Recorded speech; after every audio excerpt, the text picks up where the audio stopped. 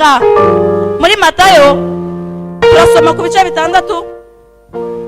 Matayo ibice bitandatu ni kuri page ya 6 turasoma ku murongo wa 25 tugera ku 27. Matayo 6:25 ni kuri page ya 6 mu isezerano rishya. Umutwe w'amagambo uravuga ngo ntimukiganyire. 25 nico gitumye mbabwira nti ntimukiganyire ngo mutekereze ubugingo muti tuzarya iki cyangwa muti tuzanywa iki. Ntimwiganyire ngo mutekereze iby'umubiri wanyu ngo tuzambara iki. Mbese ubugingo ntiburuta ibyo kurya, umubiri nturuta imyambaro. Nimurebe ibiguruka mu kirere, ntibibiba, ntibisarura, ntibihunika mu bigega, kandi so mu ijuru arabigaburira nabyo. Reka dusubiremo. Nimurebe ibiguruka byo mu kirere, ntibibiba, ntibisarura, ntibihunika mu bigega, kandi so mu ijuru arabigaburira nabyo. Mwebwe se ntimubiruta cyane? Ninde muri mwe wiganyira wabasha kwiyunguraho mukono umwe? Mwakire neza amagambo y'Imana. Tugiye kwiga ijambo rito rivuga ngo mureke tubeho nk'abategetsi. Haleluya. Mureke tubeho nk'abategetsi. Ariko ubutegetsi mvuga ntabwo nkubwiye ngo ugende bese ushake agakundi k'abantu ukiyoborere. Sibyo nkubwiye. Mu buryo bwo kubaho nk'umutegetsi icyo turakora niki? Ni ukugerageza kwisanisha n'abana bato. Reka dufate urugero mu buzima busanzwe. Iyo umwana azi yuko iyo umwana avutse akagera igihe hari igihe umwana ageramo akaba atagitungwa n'amasereka gusa, atungwa n'ibindi byo kurya. Icyo gihe iyo umwana kigezemo abazi neza yuko uko byagenda kose, uko byamera kose, byaba byiza cyangwa se byaba bibi, abazi yuko papa we cyangwa mama we icyo ari musabe cyose ari bukimuhereze. Haleluya. Umwana ntabwo agenda ngavuge ngo mbese ubukoko ngo ko mbona mu rugo bimeze nabi, ngo ko mbona noneho twaryaga umugati tukaba tutakiwurya, ubwo ni nyimusara arkima. Ntabwo ibyo umwana bitekereza. Haleluya. Ntabwo ibyo bitekereza, ahubwo aravuga ati uko bisa kose, uko byagenda kose, byaba bibi byaba byiza, icyo ndi bumusabe arakima. Kuko abazi yuko papa we cyangwa se mama we afite ubushobozi cyangwa se afite ibyo uwo mwana yifuza byose. Abazi yuko papa we akungahaye cyangwa se atunze ibyo byose umwana yifuza. Bityo ntibitume umwana avuga ati se ko bimeze nabi ndabibona, ahubwo we agahora avuga ati uko bimeze kose ibyo ndi bumusabe arabimpa. Haleluya. Noneho abana burya n'abanyacyubahiro. Abana n'abanyacyubahiro. Uti gute? Papa w'uwo mwana ashobora kuvuga ati mwana wanjye koko kubona bimeze nabi ndabikurahe.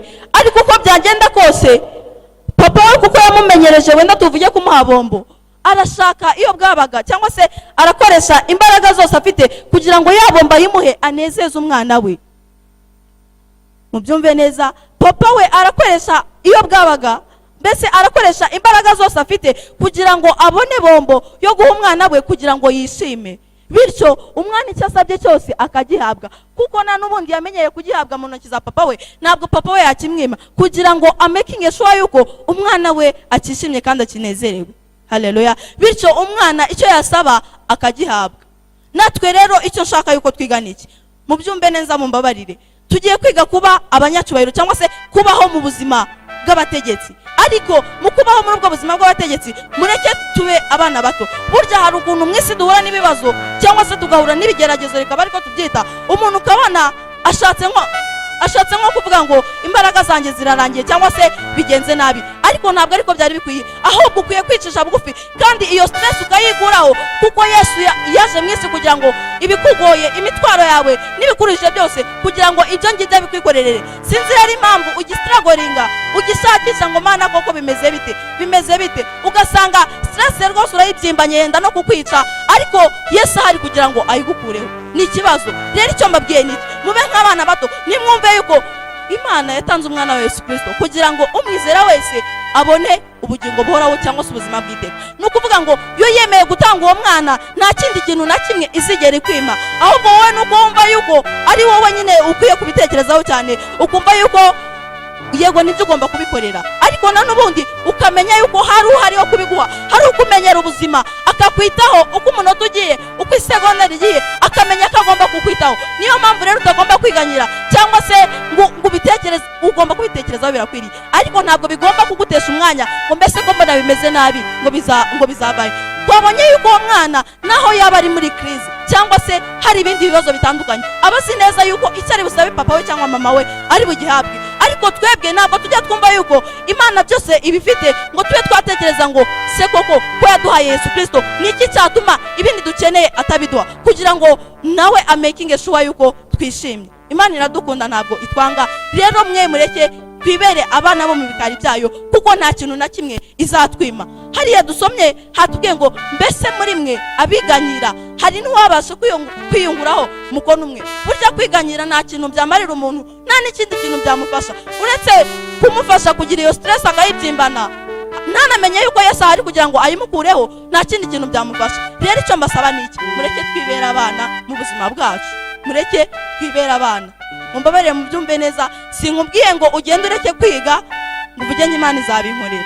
Ariko nanone niba wize ukamenya yuko wagejeje kuri maximum, sinzi stress yindi ufite aho uri kwikura, kandi uzi yuko nukuvuga ngo niba umwana papa wamubwiye ngo kora iki aragikora, ariko tuvuge ntabwo ategereje nk'ibihembo. Ubwo rero niba yamaze gukora icyo agomba, abasi neza yuko papa we nawe ari bugira icyo amumarira. Sinzi rero igituma tugira izo stress zose, tukagira izo complexes zingana gutyo, tuzi yuko Yesu ari kugira ngo abidushoborere. Rero iyo stress tuyikureho, ahubwo tube abana, tumenye yuko Data wo mu ijuru atumenyera ibidukwiye, kandi ntabwo nta kizabuza ko abiduha.